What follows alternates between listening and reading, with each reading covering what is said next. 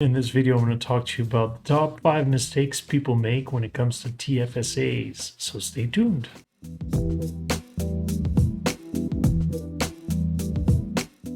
Hi there, I'm Coach Julien, your finance coach. My purpose is to simplify finance concepts for you so that you can do it yourself. At the end of the day, the one who cares the most about your wealth and your family's wealth is yourself. My channel teaches people on how to save money, how to invest money, and how to think about money. If this is the kind of thing that interests you, then sign up to my channel, subscribe, hit the bell button, and you'll be notified whenever I upload new content. The first mistake around TFSA is around contributions. Some people lose track of their contributions because they have several TFSA accounts. And I've heard of this before, like one has one for the retirement, the other's for another saving, one's for the house saving, and they have different accounts or different saving objectives.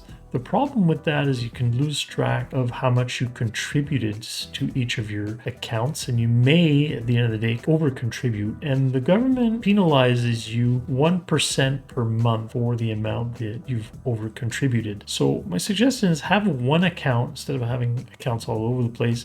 But what I'm going to do is I'm going to flash some information here, a number and a website and an app that you can download. These are places you could check on what your balance is. You can also call your financial institution. They can give you an idea. Keep in mind that if you do contact the CRA and you get an amount, you got to consider like recent contributions because they may not have that logged in yet. So be careful. And my suggestion is have one TFSA account so it's easier to manage. You don't have a million places to log into in order to check your investments and do transactions. So keep it simple at the end of the day. Another problem with contributions is not contributing enough. Every year the limit goes up by around $6,000-$7,000. So take advantage because it's a really sweet program. You can take money out, you can put it back in as of the following calendar year. Make sure to take advantage of it because it's one of those incentives that the government is giving Canadians. One thing you should know about in-kind contributions, be careful because if you transfer an investment, in-kind means, let's say you have shares of Royal Bank in a non-registered account, you want to transfer those shares in your TFSA. You can do that. The problem is if you have any gains, you don't even have to sell. Just the fact of transferring it over the TFSA, that's going to trigger capital gains. If you're at a loss position, interestingly enough, the CRA doesn't recognize that loss. If you have any losses, you're better off, and you want to trigger that loss, you're better off triggering that loss in the non-registered account, getting that tax deduction, and then you transfer the amount to the TFSA. The second mistake is around the type of investments you're holding in your TFSA. Now, I have a video on TFSA versus RRSP investments. Let me give it to you in a nutshell. RRSPs, you should have conservative investments and foreign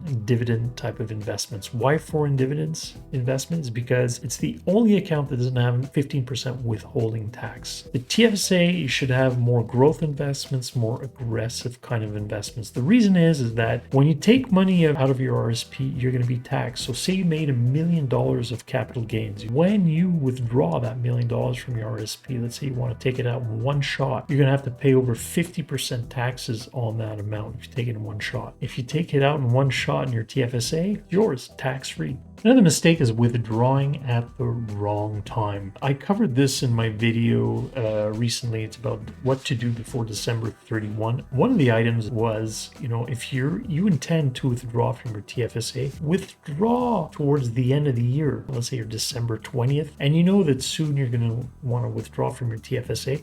Do it before December 31. Say you withdraw December 31. Theoretically speaking, you can actually add back the money as of January 1st, 2022. If you withdraw from your TFSA January 1st, 2022, you have to wait until January 1st, 2023 to put back the money. So you got to wait one full year just because you missed that timing. So time your withdrawals properly so you can have that flexibility when it comes to replenishing your TFSA. I'm going to take a moment here to tell you that I prepared a TFSA tool for you. So I prepared a little document here that summarizes a few things for you. Like this is the table that shows you the TFSA limit by year, so you could see for every year what the limit was. This next tab shows you what your TFSA limit is based on the year that you're born. Here's another tab that shows you two scenarios on compares RSP versus TFSA investing, and it shows you how much taxes you would pay based on a couple of scenarios. One shows you if you're safe in the TFSA and aggressive in the RSP, and scenario 2 is safe in your RSP and aggressive in the TFSA. And it kind of shows you the tax impact of each scenario. And the last tab talks about different situations and where you should be investing your money. So it's kind of like a guide to help you decide between putting your money in a TFSA versus an RRSP. So take advantage of it. You can find the link in the description of the video to access this file. Another mistake that people do is they name a beneficiary instead of a successor. You're better off naming a successor to your TFSA instead